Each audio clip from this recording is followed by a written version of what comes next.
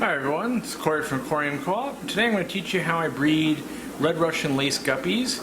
Guppies aren't that difficult, but producing them in big numbers, and I can show you some easier methods and things like that. So let's get to it. So these are my red Russian lace guppies, and we'll zoom in on some so you can kind of see what we're talking about here. Big flowy tails. And that's not a perfect tail, so that's why he's kind of just being used as a breeder. He probably got nipped when he was young, but some of the other ones that are growing up are coming around and looking great. And we breed these for the store.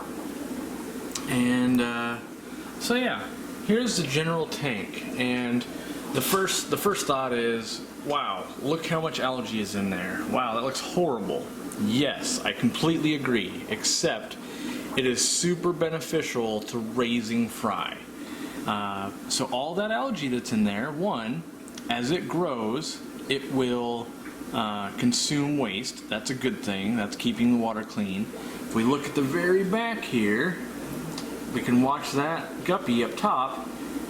You see it's eating on it. It's literally pulling and eating. So that's giving that female more nutrition. Even though we're feeding the tank a lot, there's always something they can go feed on. So if she went and picked up a piece of fish poop, and she's constantly preening this algae.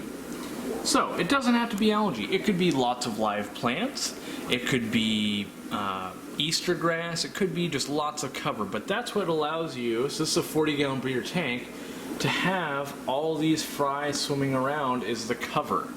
So it just so happens that live plants work nicely at keeping fish alive and hiding them from parents and things like that. And there's all kinds of stages in here. You can see, tiny newborn fry. There's every stage in here.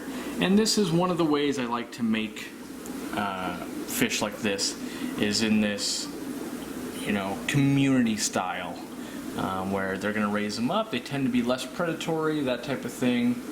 I've also raised shrimp in here, so you can see there's lots of orange shrimp, and it's one of those things that if I was to start moving this algae, which is just like moss and things like that, you'd be shocked at how many babies and things there are. So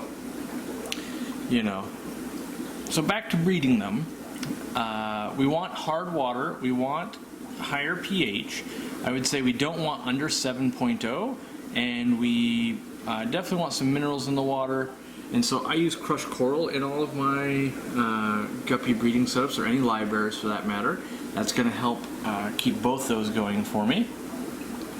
And then I run a sponge filter, as it's kind of encased in algae at the moment, which is a good thing, but that means no babies are getting sucked up into a filter or anything like that. And then I also use an Eheim auto feeder. That's going to feed 4 times a day on top of what I'm feeding, which is up to 2 times a day. So this tank, at the minimum, no matter what, gets fed 4 times a day, and at the best gets fed 6 times a day. So that's one of the keys there, is feeding a lot, keeping these very pregnant females full, and then when babies come out, there's food available for them. If we don't have food available for them, then they tend to get eaten. And as you can see here in the community tank, we're actually going to have to do some culling. I've seen a couple of fish in here that I don't like. Like, one would be this male. He doesn't match the red Russian lace guppy, so he needs to leave the pack.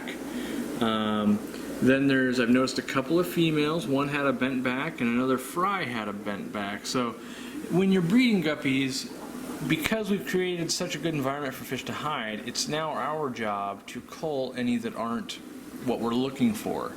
And so you might have a fish you could feed it to or something like that, but you definitely don't want to let it just sit in there and keep making the line worse. So yeah, you definitely want to cull. But in general, you want to start with more females than males. I would say the bare minimum you want is a trio, a male and 2 females, but honestly, if you could start with 6 or 9 or 10 fish, you will be much more successful breeding in this style. It's a lot less work on the females, that type of thing. So also, I like to create symbiotic relationships where if my feeder was around a food or something and these guppies would get really hungry, they can feed on these shrimp. I'll go hunt them and eat them, and oh no, there goes my shrimp. But I don't lose my fish that I'm breeding. Vice versa, if I overfeed these fry at all, let's say I catch 50 of these out and I sell them, then I need a cleanup crew, and that's where those shrimp can help me out there. So yeah, so it's definitely not a show tank. It definitely is a breeder tank. It's a money-making tank. It's a tank that produces.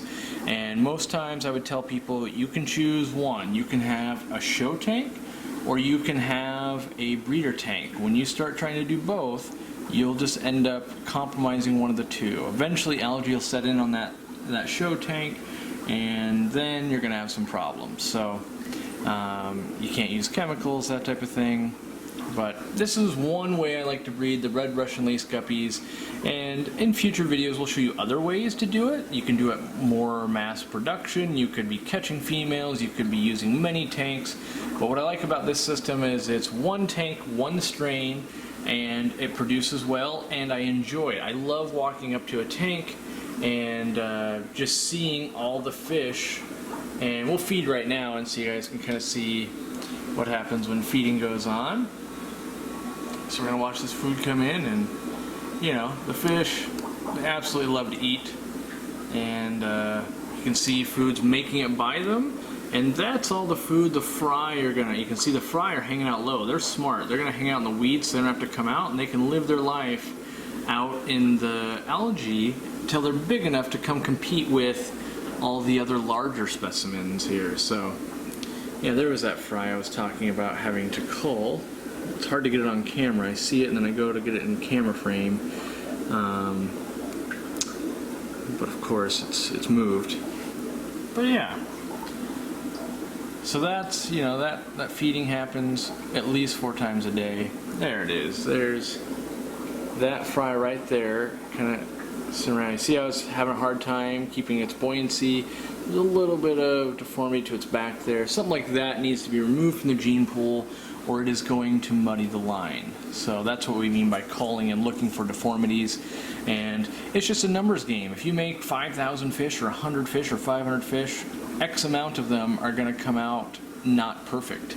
And that would be our job to fix that. You know, there's another male here we're watching develop. And if that guy doesn't get the pattern I want, he's got to come out too, you know. That being said, most males in here, uniform pattern, they've got that nice snakeskin pattern to the body with the, you know, kind of the grass type tail, you know, the lace, and yeah. So this is a way to produce fish. It's not the best way to work on a line. If you're working on a line, that's a whole different video where you're setting up multiple tanks and choosing features and things like that. This is just how to improve a population and maybe sell to your local fish store or something like that, or just make a bunch that you can enjoy. So, well, I hope that shows you how I do red Russian lace guppies. Make sure you check out other videos. We'll show you how we breed other things. We show you how to build the fish room that's behind me.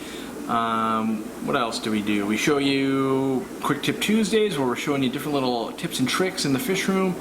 We've got Real Fish Talk, where sometimes we rant about things, talk about subjects in depth, whatever you guys want to hear, and that happens on Sundays.